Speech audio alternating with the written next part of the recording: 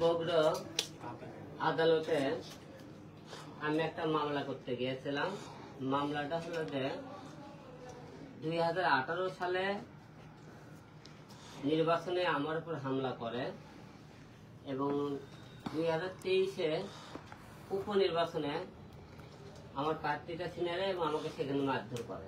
আপনারা দেখেছিলেন video footage আমার উপর। এই যাবৎ এখন পর্যন্ত আমি 4টি জাতীয় সংসদ নির্বাচন করেছিলাম।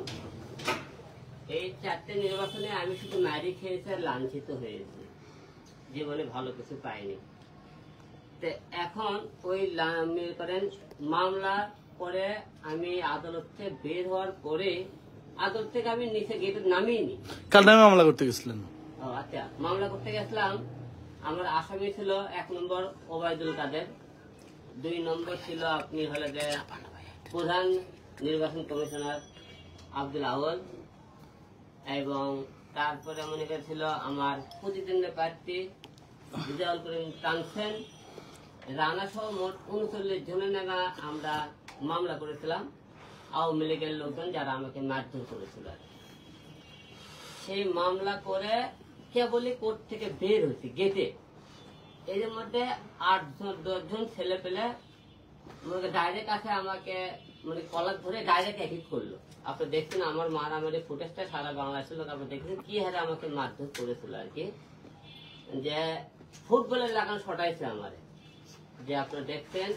এবং কি হারে আপনি যে লোকগুলো মারধর করতে তাদের এক একটা শরীরে ওয়েট দেখছেন, যে ওয়েট গুলো আমার মতো লোক শরীরে এখন বেঁচে আছে সেটা আল্লাহ পাক কেন যে আমাকে বাঁচে রাখছে এখন বলতে আমি জানি না, শুধু মাছ ধরার জন্য বাঁচে রাখছে নাকি আমি তাও জানি না। যাই হোক, সেখান থেকে ওখান থেকে লোকজন করতে তুই তারেক দিয়ে গালিগালাজ কেন করছিস? আমি তাদেরকে বললাম যে আমি তারেক দিয়ে গালিগালাজ করছি, এবং আপনারা যারা মিডিয়াতে আছেন অনলাইন তারা একটা ফলো করবেন। আমি তারেক দিয়ে একজন কোন গালিগালাজ করে থাকি ভিডিও ক্লিপ দেখাতে পারেন, অথবা বিএনপি কোন নেতা আমি গালিগালাজ করেছি। আমি অন্যায়ের মধ্যে যদি একটা অন্যায় করে থাকি সেটা রুহুল কবির এসবির একটা মামলা করেছিলাম। সেই মামলাটা আমি বলেছিলাম যে আমাকে ডিবি হারুন ট্যাপে ফেলে মামলাটা করাইছিল, মামলাটা করেছিলাম আমি কিন্তু সেটা বলছি। এছাড়া বিএনপির কোন একটা নেতা আমি অসম্মান করে কথা বলছি, আপনারা আমাকে ভিডিও ফুটেজে দেখাবেন। এখন আমি বলে দালাল হয়ে গেছি, এখন হিরো আলম তুই করতে তুই দালাল হয়ে গেছি, তাই হলে আমি বলে দালাল হয়ে গেছি। এখন মানে বিএনপির বিরুদ্ধে কথা বলতেছি আমি দালাল হয়ে গেছি, এখন দালাল বলে আমাকে সবাই। এখন সেই মামলা করে পরে আমাকে তারা কিন্তু ওকে জোর করে কেউ কান ধরে উদ্বোস করেছে, আপনি দেখছিলেন এই অবস্থায়। যে আমি ওইকে ধরে আমাকে কিন্তু বিভিন্ন ধরনের মারছিলাম, এর মধ্যে ধরছিলাম, ওরা আমার কান ধরে উদ্বোস করার চেষ্টা করছে জোরকে ছাঁচে ধরে। স্বাধীন দেশে আমরা বলেছিলাম দেশ স্বাধীন হয়ে গেছে, মনে হয় আমরা স্বাধীন হয়েছি, সেটা কোন স্বাধীন আছে আমি জানি না, আমরা স্বাধীন হতে পারছি নাকি জানি না। যখন আওয়ামী লীগ সরকার ক্ষমতায় ছিল তারা এক তরফায় আদালত দখল করছে, ইউনিভার্সিটি বলেন যে কোনো প্রতিষ্ঠান তাদের দখলে ছিল। বিএনপি আসার পরে আদালত দখল করছে, কারণ আমরা বিচার করবে নিতে যাই আদালতে, সে আদালতে যদি করেন বিচার করবে যায় তো সেখানে মানুষ সাক্ষী প্রমাণ অবস্থায় সেখানে মার খায়, মানুষ বিচার নিতে যাবে কোথায়? আদালতেও তো মানুষের তো নিরাপদ জায়গা পাইতেছি না, যে আমরা আদালতে নিরাপদ একটা জায়গা পেয়েছি, এই জায়গাটা আমার নিরাপদ, সেখানে আমরা বিচার নিতে হবে, সেখানে তো আমরা নিরাপদ না, সেখানেও একপ্রকার লোকজন আমাকে মার দেবে। এখানে অনেকে বলছে তারা আওয়ামী লীগের লোক তোদের মারছে, এরকম মিথ্যা কথা। ওখানে আওয়ামী লীগের একটা লোক ছিল, না হলে নুরু নামে একটা ছেলে, কালো করে একটা ছেলে দেখে মারছে, সে ছিল আওয়ামী লীগের। আমরা একদিন দেখছি যখন বিএনপি সরকার আওয়ামী লীগ সরকার ক্ষমতা ছিল, বিএনপির অনেক নেতা আওয়ামী লীগ হয়ে গেছিল। এখন বিএনপি ক্ষমতা থাকতে অনেক লোক আওয়ামী লীগ হয়ে গেছে, দেখবেন আওয়ামী লীগ হয়ে তারা মারধর করতেছে।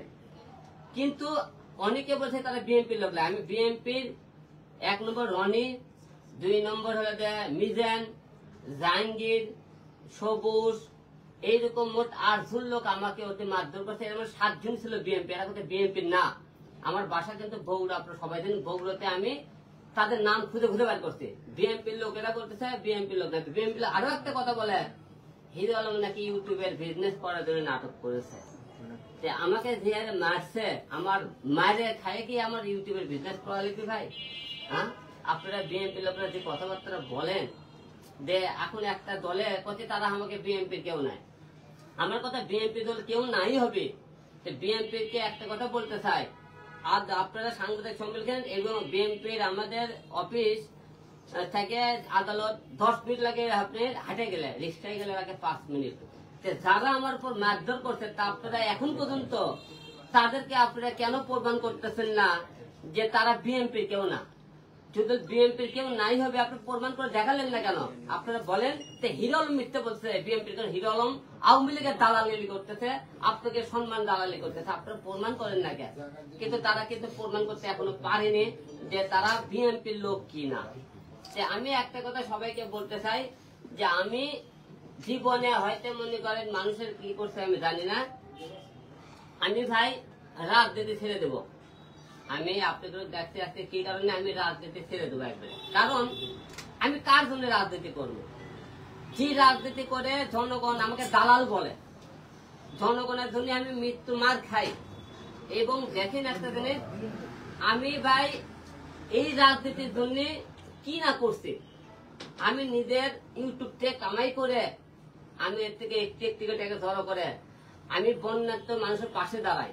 আমি তো রাজনীতি করতাম তাহলে আমার এলাকায় মনে করেন লোকজনের কাছে খালি বন্যা দাঁড়াইতাম।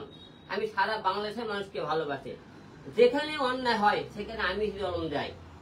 এই ছাত্র আন্দোলনের মধ্যে আপনি দেখেছেন আমি মানুষের পাশে, ছাত্রদের পাশে ছিলাম কিনা?